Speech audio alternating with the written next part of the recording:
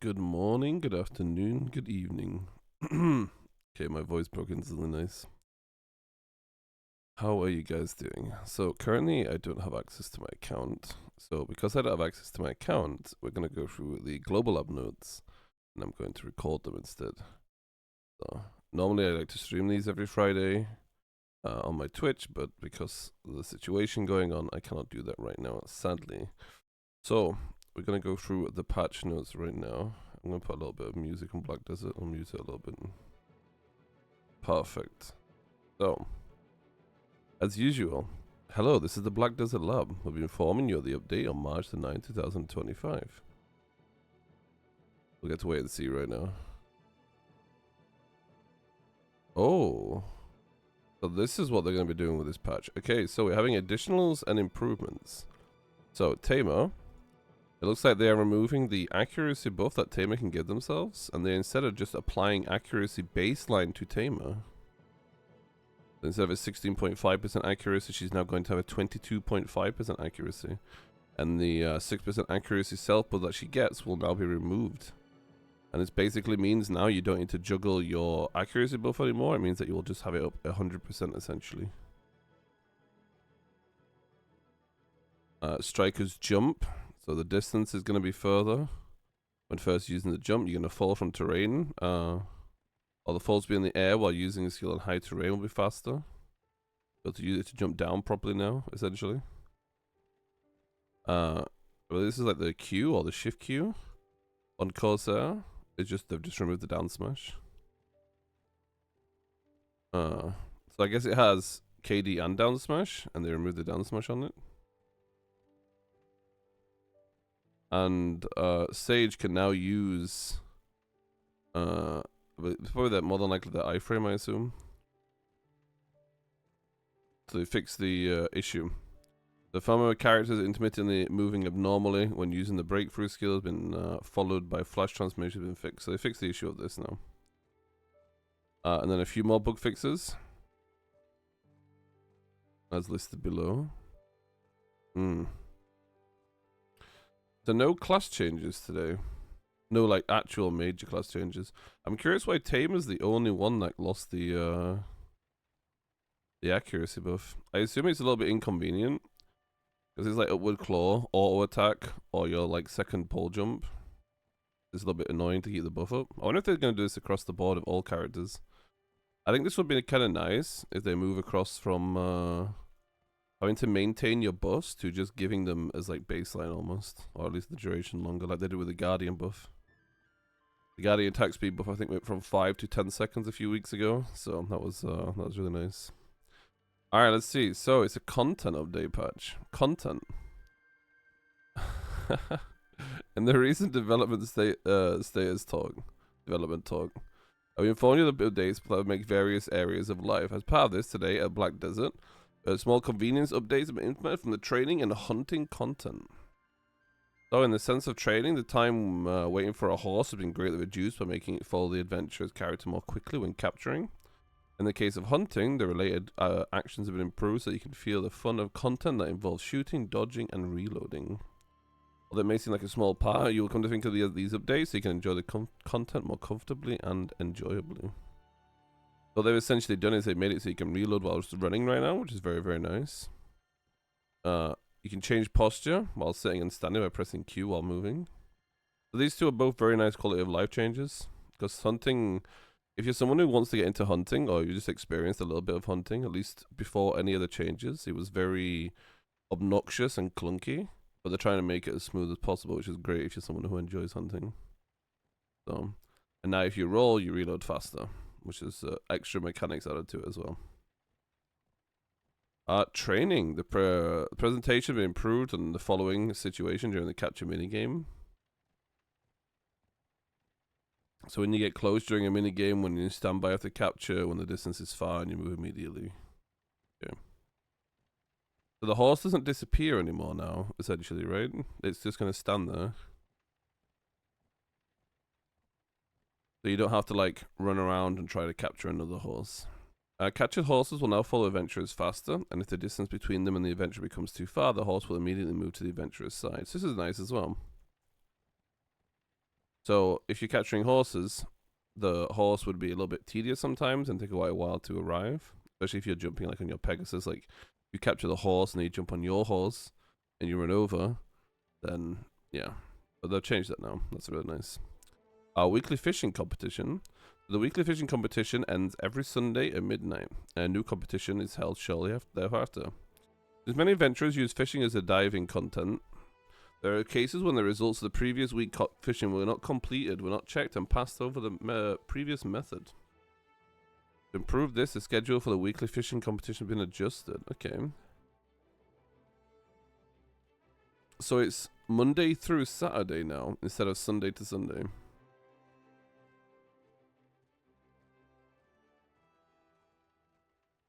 The rewards can be received on Sunday. Okay, so they probably were just having issues of it being Saturday to Saturday, Sunday to Sunday rather. They just fixed that instead and made it to Monday to Saturday, and then you get Sunday as your payout day. Heavy duty sailor auto fishing, so added the feature that automatically discards fish below a certain grade. I saw people complain about this, that they were getting all different types of fish, but now you can choose which fish to get. Very, very nice UI addition. A lot of the Lifeskill editions are very, very nice. Like this UI here for the sailing is very clean. I think it's a very, very clean UI. It's very nice. I don't access this content myself, but I think it's a very nice piece of content. So the number of materials required to craft an Imperial supply chest has been reduced. So this is their attempt to essentially make Imperial alchemy more viable, pretty much. So they're going to reduce the amount of elixirs across the board. So 9 package elixirs are going to be 6. So it's 3 less elixirs. And 3 blue ones will be 2 blue ones instead. Now, I'm not quite sure on how much this will change the profit you get from the alchemy boxes, or if the alchemy boxes become valuable again. Or valuable full stop rather. We'll have to wait and see. We'll wait for the lovely Lifeskillers to figure this out. We'll have to wait and see. So the weight of elixirs has been changed to 0.2. Oh no, the weight of water-filled bottles, elixirs, potions, and perfumes. So all the elixirs and potions and everything in the game should now be 0.2 on all the very heavy items. Very nice. Pillbox going to change from character to family bound, so you can then be stored in the warehouse. I don't really know anyone who stores the pearls. Most people just use them straight away, but I guess. And pillar kit items that were stored in regular bags have been changed to store in pearl bags. Oh, this is a good change. There's, I think like Kalstein and stuff like that was like in your regular inventory and not in your pearl inventory, so it's a little bit tedious. These are the previous ones. Yeah, okay. So all of these down here. And then the new earrings from the event that recently came as well. That's very nice. So they will now be stored in your pearl tab. You can now store the following items in your family bag, which is the elixirs. Which is very nice as well. So it looks like it's a very small global lab patch today. A lot of little bits and pieces of like the Lifeskill content update, like a little bit of bits and pieces for hunting, quality of life, of the auto fishing and training quality of life. All those good things. The following fish being used as unusable as cooking ingredients. So in case you try cooking them, now we'll say that's not the case. Monster. Added the ability to obtain mana research box from Crescent Dekia and Kadru hunting grounds. Okay. Alright, I guess. And they've changed the quests. So the sudden requests that we can accept while cooking, hunting, and doing alchemy have been reorganized. Okay. So instead of choosing, you now get all of the rewards below. That's a really nice change. So.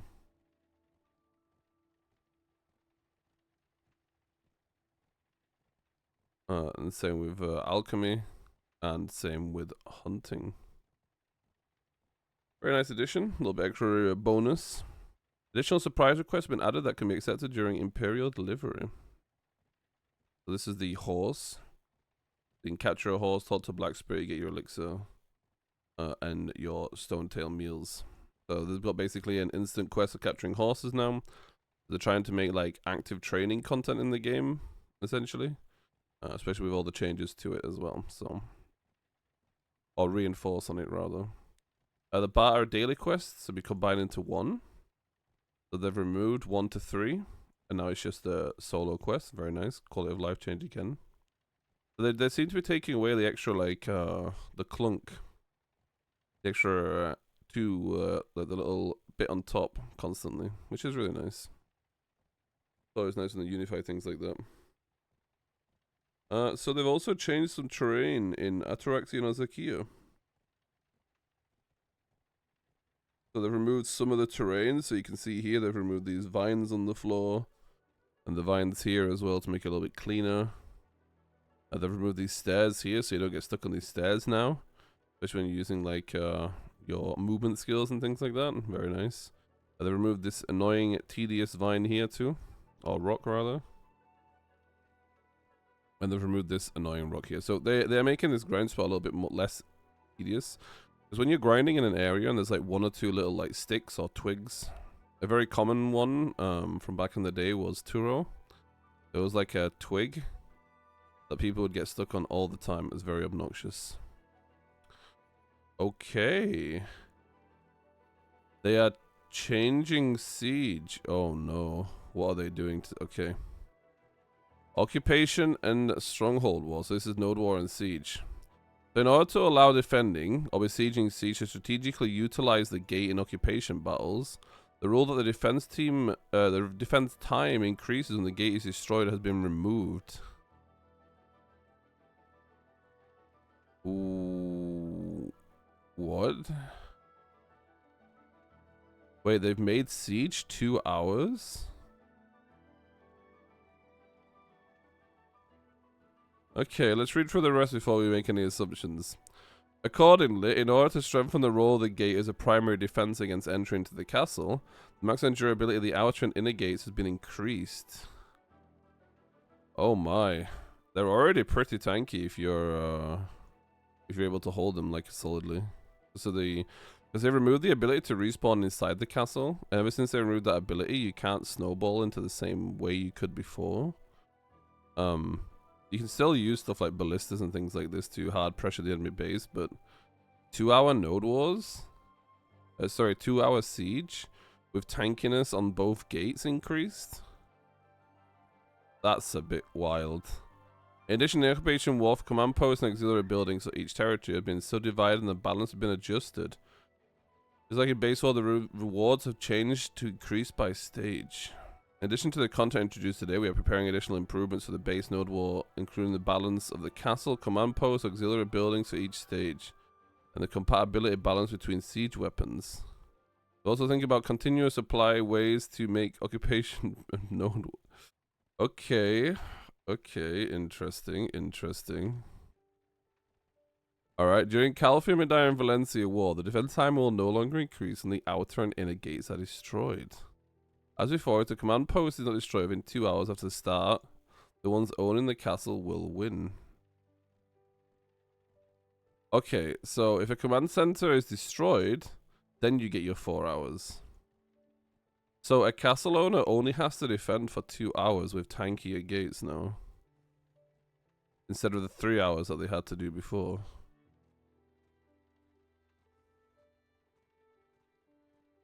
Okay, and they've separated the buildings below.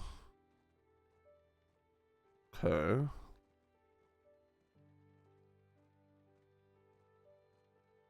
Castle owner who wins by destroying everyone else or defending the castle gets 3.5 bill.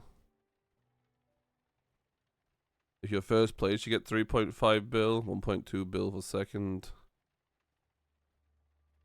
1 bill for third, 900 mil fourth, 800 mil, 700, 400, 300. Okay.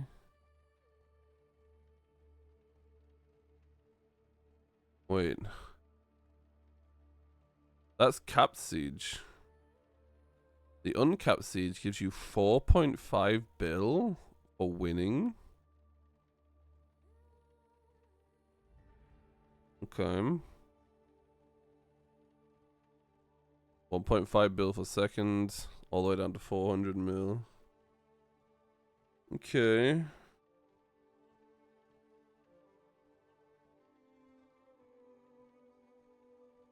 Then it so you can enter the guild mansion during siege and node war.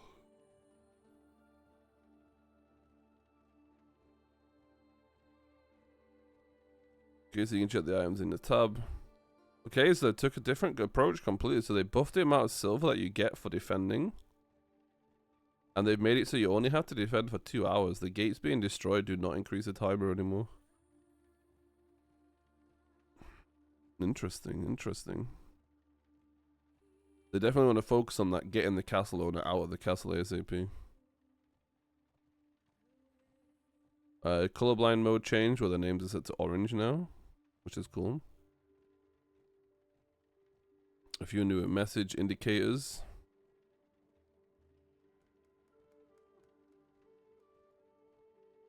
And then a few fixes and changes. And that is the global lab today. So, overall, a few quality of life changes, a different approach to siege defending. Now, they also mentioned they're going to look at additional things of Node War and Siege. I'd say separate into the groups now. And they've made stuff tankier or squishier, depending on the group that they're in. Now, this could be very, very, very scary. Because now they've separated all the buildings into different categories. Now we need to see which category each building's in to essentially know how tanky it is, right? So next week when this patch hits, it's going to be... the buildings are either going to be too tanky, too squishy, or maybe if we're lucky, they might have just got it right.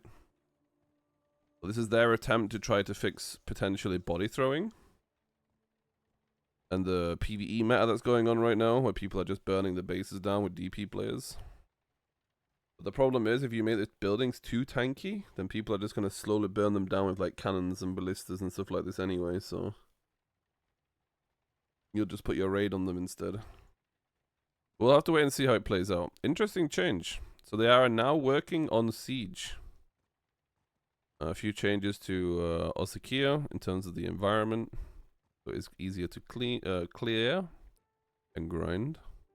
And then a few the instant quests and a few more life skill changes with weight, the alchemy, quality of life for hunting and training, and a few class changes. And that's basically it for today. Well, thank you very much for joining me, guys. I had a wonderful time. Hopefully I'll be back to streaming soon once my account is unlocked.